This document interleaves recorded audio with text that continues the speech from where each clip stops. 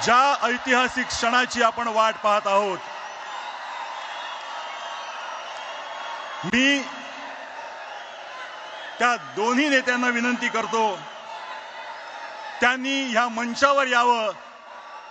आणि मराठीचा आवाज किती बुलंद आहे ते दाखवून द्यावं.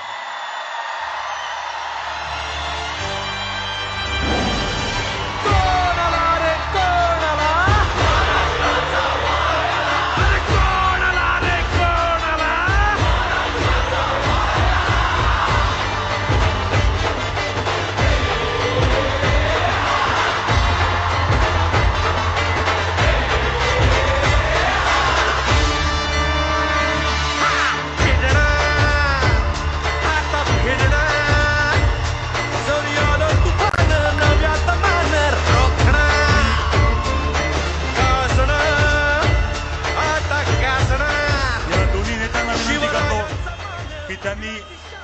छत्रपती शिवाजी महाराजांच्या पुतळ्याला पुष्पहार अर्पण करावा आणि या कार्यक्रमाचे औपचारिक सुरुवात